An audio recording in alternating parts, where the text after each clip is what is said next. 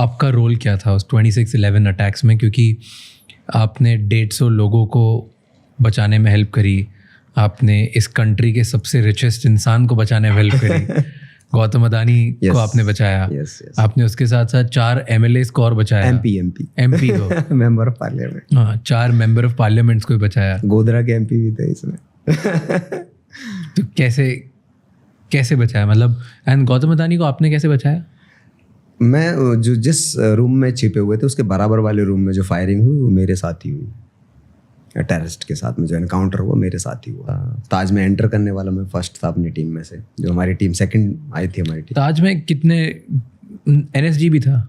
NSG तो बहुत बाद में आई है, पहले मार्कोस तो उनके आने तक तो सब कुछ खत्म हो चुका था, मैन चीज़ खत्म हो चुकी थी उनके आने तक।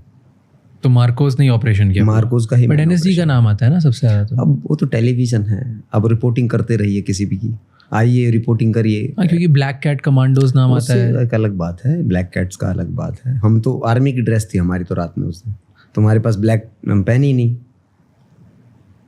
प्लस ये ऑपरेशन हमने बिना डॉक्यूमेंट के किया, विदाउट एनी डॉक्यूमेंट के, हमारा तो कुछ था ही नहीं। हमारा कैसे आपको, हमारा PMO से ऑर्डर ही नहीं थे किसी तरह के हमारे पास में, तो आप कैसे ऑपरेशन करने चले गए? क्या रक्षा मंत्रालय से कोई ऑर्डर थे हमारे लिए कि जाओ आप ऑपरेट करो?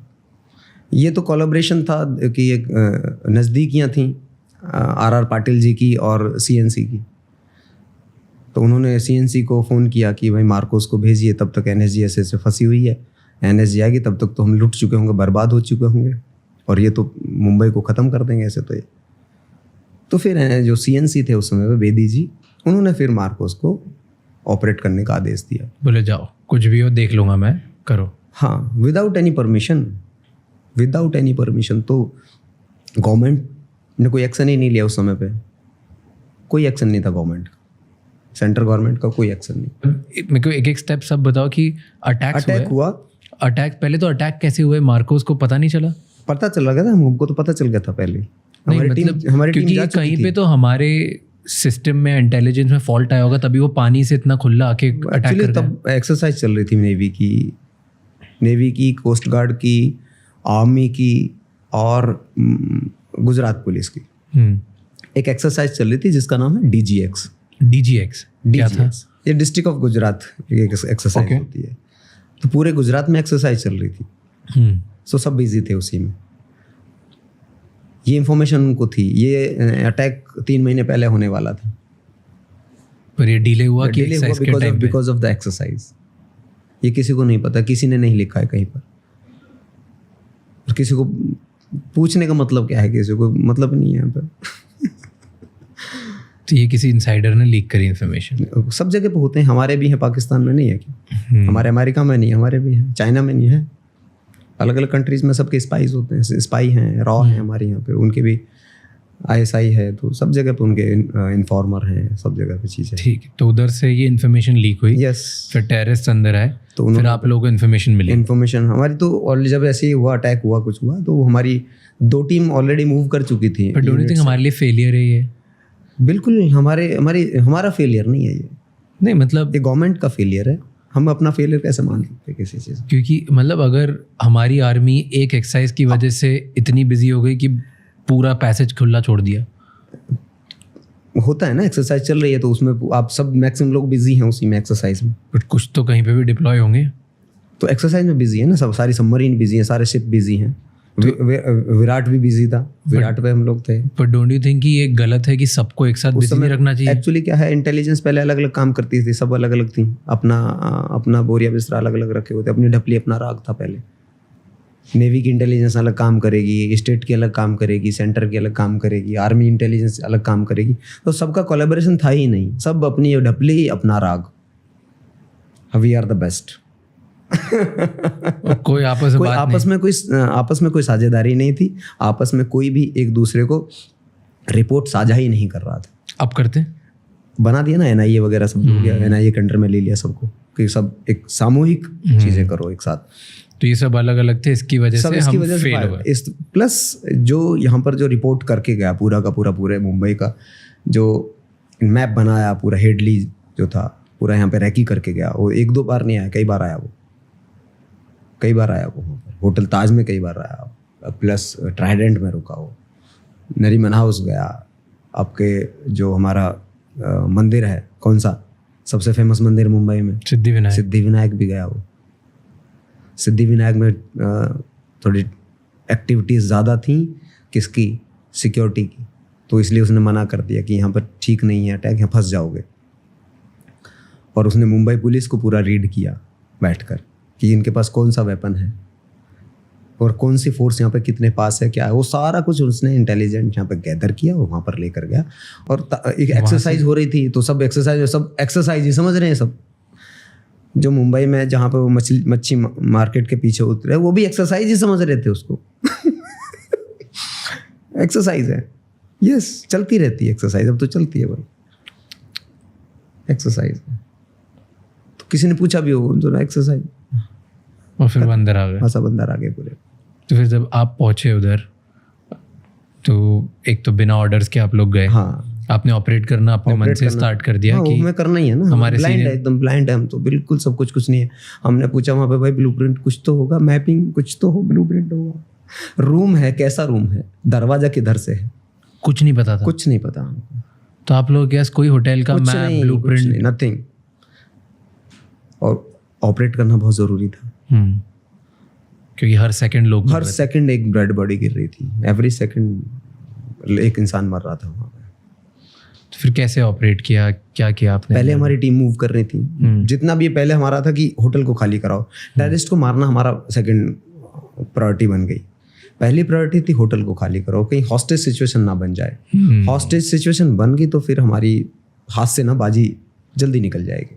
हॉस्टेज सिचुएशन नहीं बनी तो दुनिया की कोई ताकत नहीं है जो हमें बीट कर पाए, क्योंकि लोग फंसा के उन्होंने ब्लैकमेलिंग स्टार्ट कर दी। तो फिर हम ज़्यादा लोग फंस गए तो 2-4 की तो हम देख लेंगे, लेकिन ज़्यादा लोगों को अगर उन्होंने हॉस्टेज बना लिया तो वो गड़बड़ हो जाएगी। तो ये मौका उनको मिला। एक हमारे पत्रकार महोदय हैं, उन्होंने लाइव एक MP से बात की जो साउथ के MP हैं, उनसे उन्होंने फ़ोन पे टेलीफोनिकली बात की। तो उन्होंने बताया कि 100 से ज़्यादा लोग हम यहाँ पे चैम्बर हॉल में फंसे हुए, लोकेशन भी बताई, और ये लाइव चला दिया उन्होंने। लाइव चल रहा था। तो उनके हैंडलर थे, उन्होंने सुन लिया कि भाई तुम पहले से ही डैमेज तो कर चुके हो, हम मुंबई के जो टॉप पुलिस ऑफिशियल हैं उनको तो तुम ढेर कर चुके हो, अब तुम्हें मौका मिला है हाई प्रोफाइल डिग्निटरीज जो हैं वो फंसी हुई हैं।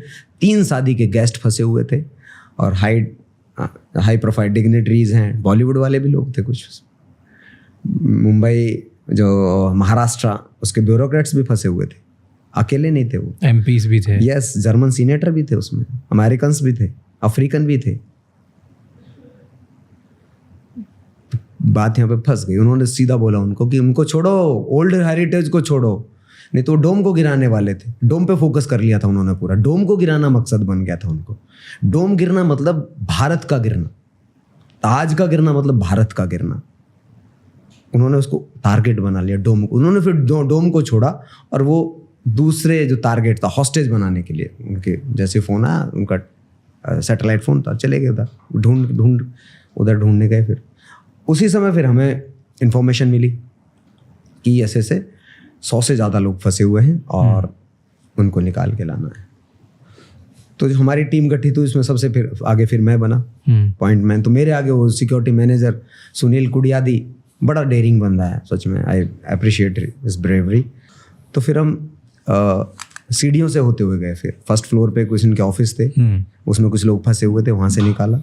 फिर हम सेकंड फ्लोर पे पहुँचे। तो जब सेकंड फ्लोर पे पहुँचे हैं तब हमें थोड़ी सी सिचुएशन क्रिटिकल लगी। दरवाज़ा बंद था, हाफ शीशे का और हाफ लकड़ी का था, उसमें से कुछ अफ्रीकन और अमेरिकन्स कुछ थे, अफ्रीकन ही थे मैक्सिमम। तो उधर से आ रहे थे, तो मैंने दरवाज़ा नॉक किया, तो वहाँ की दरवाज़ा खोलो, हम आपको रेस्क्यू करने के लिए, आई कार्ड दिखाया प्रॉपर है जिससे। तो उनसे वो दरवाज़ा खुला नहीं, वो ऊपर से लॉक कर दिया था वो दरवाज़ा उन्होंने, जो ताज वाले थे। लेकिन टेररिस्ट के लिए क्या था, वो शीशा ही तो था, गोली मार के टूट जाता। लेकिन बाद में जो CCTV फुटेज से पता चला हमारे आने से 1 मिनट या 30 सेकंड पहले वो वहाँ पे पहुँचे और हमारी आवाज़ उन्होंने सुन ली। तो वो पीछे वाले जो रूम खाली था उसके अंदर जाके छिप गए और फिर हम जैसे हो गया, वो दरवाज़ा खुला नहीं, तो मेरे जो टीम लीडर थे, मेरे पीछे मेरे जो बड्डी थे अधिकारी, उन्होंने कहा कि इनको रहने तो सेफ है, ये वाले रूम में देखो, इस रूम में कुछ लोग फंसे हो तो इनको निकालते हैं। ठीक है, तो मैंने उस दरवाजे में एंट्री की, दरवाज़ा खोला, एंट्री की, तो फिर जो टीम लीडर थे हमारे, उन्होंने कहा कि रुको, हम 4 ही लोग हैं और 4 लेकर आता हूँ, पूरी टीम लेकर आता हूँ मैं, और तब तक तुम यहीं पे वेट करो। तो हम वहीं पे खड़े हो गए दरवाजे पे उसके, 4 लोग। हाँ 3 लोग बचे ना, 3 और सिक्योरिटी मैनेजर, वो खड़े रहे। वो फिर आए, फिर उन्होंने मेरे शोल्डर पे टैप किया कि एंट्री करो, तो वही अपनी कमांडो वाली, मार्कोस वाली एंट्री हमने की। अंदर जाते रहे, तो मैंने पूछा सिक्योरिटी मैनेजर से, पीछे था, तो मैंने कहा लाइट ऑफ थी पूरी उसकी रूम की, और हम जो एलवे में थे, जो लॉबी है उसमें पूरी रोशनी है। अब मैं अंधेरे में जा रहा हूँ, तो मैं खुद ब्लैंक हूँ, मुझे कुछ नहीं पता उसमें क्या हो रहा है। मैं चलता जा रहा हूँ आगे, लेफ्ट साइड में मेरी दीवार आ गई, तो मैं चल रहा हूँ, दीवार पकड़। मैंने पूछा कि स्विच किधर है इसके, तो उसने कहा कि यहीं होंगे, आ गई हैं। हमने ठीक है, आगे। हम चलते रहे आगे, ऊपर नीचे करते करते। तब तक क्या हुआ, 10 से 12 कदम मेरे अंदर पड़े होंगे, और मुझे 2 AK-47 की सेफ्टी जो कैच होता है, उसकी आवाज़ मुझे सुनाई दे गई। क्लियर साउंड थे 2, तो मैं समझ गया कि 2 AK-47 बोला, 2 टेररिस्ट कंफर्म आए यहाँ पर। और इसका मतलब है कि उन्होंने पहले सिंगल में वेपन किया हुआ है, अब उन्होंने बर्स्ट में उसको डाल दिया। हम भी टिक गए। मैंने कहा कि वहीं पे टिका मैं, और एक चेयर थी वहाँ पे, चेयर का जो एज रहता है पीछे वाला, ऐसा उसके यहाँ पर मैंने ले लिया उसको, और तान दी मैंने अपनी AK उनकी तरफ, ट्रिगर पे उंगली ले ली, बैठ गया उधर ही, वेट कर रहा हूँ कोई मूवमेंट हो बस उनकी। अंधेरे में हूँ मैं, मुझे कुछ नहीं दिख रहा। तो मेरा ये था कि मुश्किल से 10 सेकंड अगर मैं बैठ गया यहाँ पर, तो मुझे सब कुछ दिखाई देने लगेगा। 10 सेकंड मुझे टिकना था बस। तब तक उन्होंने उधर से फायर खोल दिया उन्होंने, और मेरी भी ट्रिगर पे उंगली थी। जैसे मुझे फ्लैश दिखाई दिया, मैंने भी ट्रिगर दबा दिया। तो मुझे मेरा याद है कि 3-4 गोली मेरी चली, और उसके बाद मुझे कुछ याद नहीं मुझे उसके बाद का, ब्लैंक एकदम। उसके बाद जब गर्दन पे गरम गरम खून लगा, बहना शुरू हुआ, तब मुझे होश आया, ओहो बच गए, हेडशॉट है। क्या हुआ उसके? बच गए, हेडशॉट था, जिंदा हूँ, भगवान को थैंक यू बोला। और दर्द इतना ज़्यादा था कि अनबियरेबल कहें हम लोग, बहुत बुरी तरह का दर्द। यानी कि एक नॉर्मल ह्यूमन बीइंग की बात करूं तो सहन नहीं कर सकता कोई उस दर्द को, इतनी जलन। तो सर पे लगी आपकी गोली? हाँ पूरा। तो मैंने कारपेट जो था ना, उस दर्द को ना कारपेट में शिफ्ट किया, पूरा दबा दिया पूरा एक हाथ को। अब मैं साउंड नहीं कर सकता। मेरा एक साउंड मतलब नेक्स्ट पल मेरी जो है डेथ है, नेक्स्ट मोमेंट पे ही। और वहां पे ज्यादा देर नहीं रुक सकता, क्योंकि उन्होंने मुझे गिरते हुए देखा है, वो मेरा वेट कर रहे हैं बस। अगर ये नहीं खड़ा हुआ तो एक कंफर्म शॉट लेंगे। कंफर्म शॉट कहाँ पे आएगा? या तो हेड आएगा या चेस्ट आएगी। चेस्ट पे जो जैकेट है उस पे मारेंगे, चेस्ट पे तो लेंगे नहीं, तो हेड शॉट है, क्योंकि हेलमेट था ही नहीं। हेलमेट नहीं था, बुलेट प्रूफ जो पहनी थी वो AK-47 की गोली रोक नहीं सकती थी, कम्युनिकेशन सेट नहीं था, वेपन एप्रोप्रिएट नहीं था, AK की ज़रूरत नहीं थी, लेकिन AK थी उस दिन। हमें प्रॉपर वेपन भी नहीं थे उस दिन। क्यों नहीं थे? ये सब थे ही नहीं हम यूनिट में। बिना हेलमेट के ऑपरेशन किया? बिना बुलेट प्रूफ, बिना आर्मर में कहूँ, बिना बुलेट प्रूफ के। एक तरह से वो एक MP5 की गोली नहीं, वो तो पिस्टल की गोली रोकने के लिए थी, वो जैकेट थी बस। हेलमेट नहीं था, कम्युनिकेशन सेट नहीं था। अगर मैं अपनी टीम से बिछड़ जाऊँ तो कम्युनिकेट नहीं कर पा रहा, कुछ नहीं था। और उसकी अपने देश को बचाने के लिए ऐसी कंडीशन में हम लोग गए थे जब कुछ भी नहीं था हमारे पास। फिर क्या हुआ नेक्स्ट? तो फिर मैंने अपने आप को सैचुरेट किया फटाफट। पूरे रूम में मैंने धीरे धीरे धीरे देखा कहाँ पर क्या क्या चीज़ है। तो मुझे फिर दिखाई दिया कि सोफ़ा है और दीवार, उसके बीच में थोड़ा जगह है। मैं वेपन को मैंने थाई पे लिया और खिसक खिसक के मैं उसके बीच में मैंने जगह जो थी उसके बीच में मैं जाकर अपने आप को सेफ किया, पहले सिक्योर किया और कवर ले ली मैंने। फिर मैंने देखा कि भाई मुझे चोट कितनी लगी है। तो जब देखा तो पूरा कान ही नहीं था, पूरे मांस का लोथड़ा इधर मुझे फील हुआ, ये लटका हुआ था पूरा हाथ खून में हो गया पूरा। तो मैंने कहा कि जिंदा है, बहुत बड़ी बात है, लड़ाई अब चालू होगी क्योंकि मैं बच चुका हूँ। फिर मैंने ओपन फायर करना शुरू कर दिया, दोबारा मैंने फायर ओपन किया। धीरे धीरे मैं काफ़ी देर हो गई, तो मुझे लगा कि ना तो मेरी टीम मुझे कांटेक्ट कर रही, कुछ है ही नहीं मेरे पास। अच्छा, कोई भी नहीं था पीछे आपके? टीम, मेरा बड्डी भाग चुका था मुझे अकेला छोड़कर। जब मैंने देखा, जब मैं लेटा हुआ हूँ, तो मैंने सबसे पहले अपने बड्डी को ढूंढा ना, तो बड्डी तो है ही नहीं वहाँ। और क्यों भाग गया था वो? अपनी जान बचानी थी। जान बड़ी कीमती होती है हमारे जैसे लोगों के लिए नहीं है, हम तो अपनी बात करते हैं, लेकिन किसी किसी के लिए जान बड़ी कीमती होती है। बट वो तो मार्को सोल्जर थे, लेकिन नहीं दिखा पाए वो ब्रेवरी, नहीं कर पाए, उसका सामना नहीं कर पाए। कोई बात नहीं, we can't blame somebody else. फिर next we choose the things ना। तो उसके बाद फिर मैंने कुछ हो ही नहीं रहा था, मैं फायरिंग सिंगल शॉट ले रहा हूँ तो उधर से पूरा बर्स्ट में पूरा फायरिंग हो रही है मेरे ऊपर।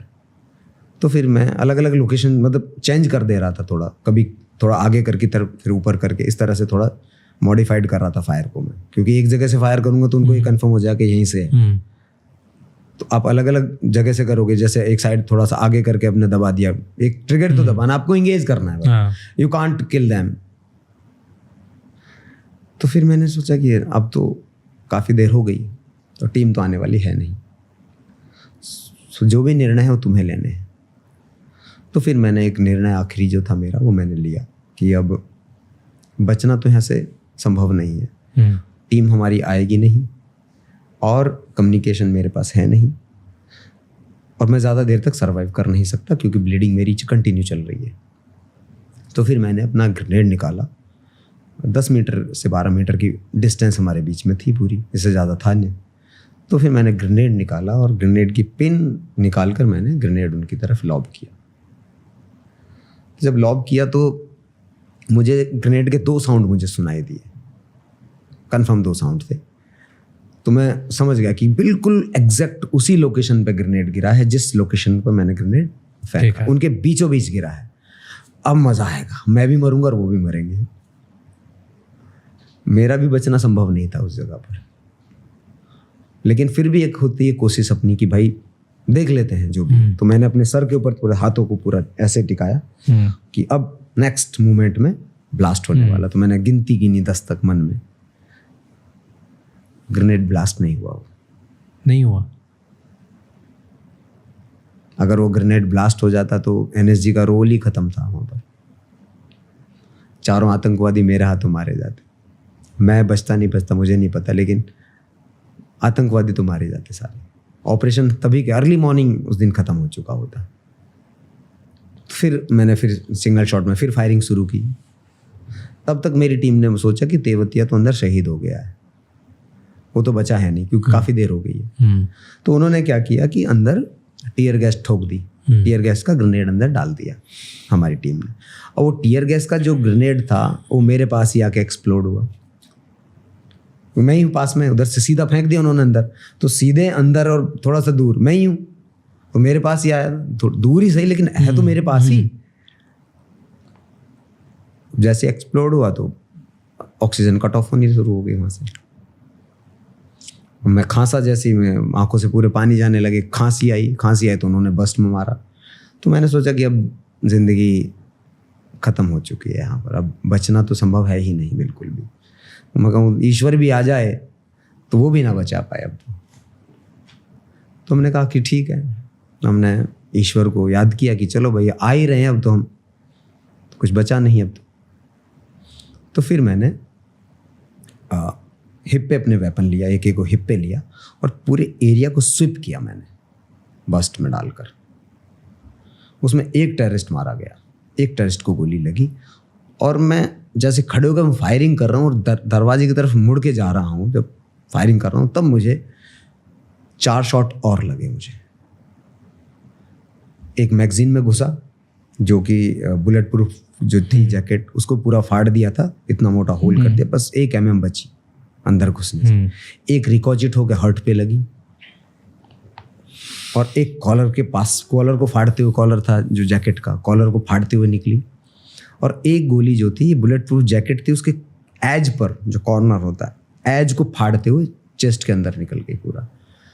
तो छाती के आर पार गोली निकल गई है पूरी। तो उसमें पूरा लंग्स जो था पूरा बाहर निकाल दिया गोली ने। और पता चल चुका था मुझे कि गया। बॉडी थोड़ा मोशन में थी, ऐसा लगा जैसे पता नहीं किसने छाती में ना, ऐसा जैसे किसने कुछ ठोक दिया हो। सांस नहीं आया उसके बाद फिर मुझे, मुश्किल हो गया था सब कुछ, पता चल गया तो गया। तो मैंने आपको पहले ही बोला कि सब हम ईश्वर को हमने याद कर लिया था कि आ रहे हैं, अब ये पता नहीं मरेंगे कैसे।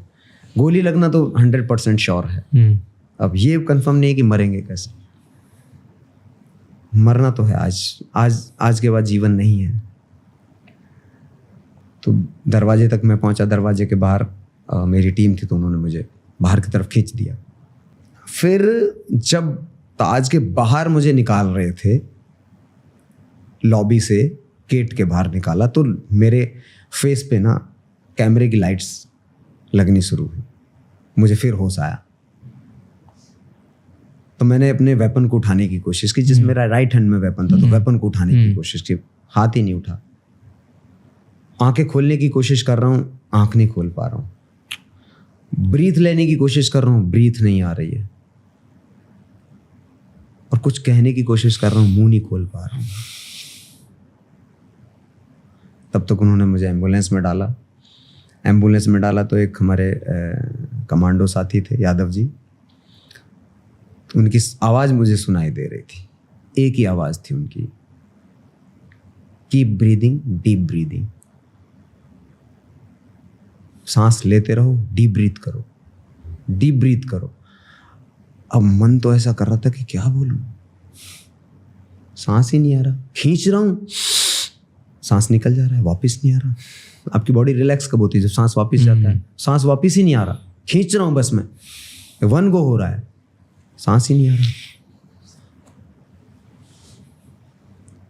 अश्वनी लेकर गए, अश्वनी जाकर हॉस्पिटल में। फिर उन्होंने वहाँ पे जो अटेंडेंट थे उन्होंने फिर पूछना शुरू किया।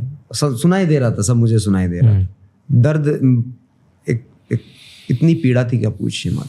उस पीड़ा से गुजर रहा था, ना बोल पा रहा हूँ, ना कुछ कह पा रहा हूँ, कुछ नहीं कर पा रहा हूँ। बस मैं उस दर्द को झेल रहा हूँ।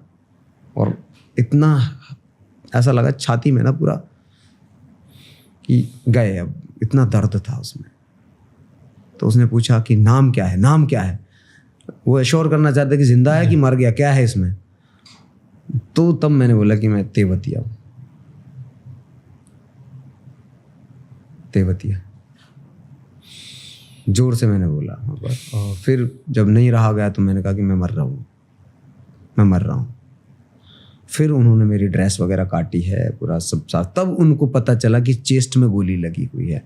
पूरा डिस्पेंस, जैसे उन्होंने ये खोला है ना, ड्रेस खोली है, तो ड्रेस जैसी खोली है तो पूरी डिस्पेंसरी में पूरा खून ही खून है। एक फाउंटेन की तरह यहाँ से खून बह रहा था। तो बाद में मेरे जो डॉक्टर थे जिन्होंने ऑपरेट किया, उन्होंने कहा कि 1 मिनट और अगर डिले हो जाते तो एक्सेस ब्लीडिंग की वजह से तुम्हारी डेथ हो जाती। तो मुझे नहीं पता कि मुझे ईश्वर ने क्यों बचाया, कैसे बचाया, मुझे नहीं पता। मैंने अपना देश के लिए उस दिन 100% दिया और आज भी मैं देश के लिए पूरा अपनी 100% डेली मैं देता हूँ। मैं इसमें नहीं रहता कि कौन मुझे लाइक करता है, कौन मुझे अनलाइक करता है, कौन मेरे लिए ताली बजा रहा है, कौन मेरे लिए गाली दे रहा है। मैं उससे कंसर्न रखता ही नहीं हूँ। मेरा काम है मातृभूमि के लिए काम करना, मातृभूमि की सेवा करना। उसमें सब लोग आ जाते हैं, जो गाली दे रहा है वो भी और जो ताली बजा रहा है वो भी। मुझे सबके लिए काम करना है। जो गाली दे रहा है मैं मुस्कुरा देता हूँ, जो ताली बजा रहा है उसको थैंक यू कह देता हूँ। अगर ऐसे और भी बहुत इंसाइटफुल शॉर्ट्स और क्लिप्स देखनी है तो इस चैनल को सब्सक्राइब कर लो।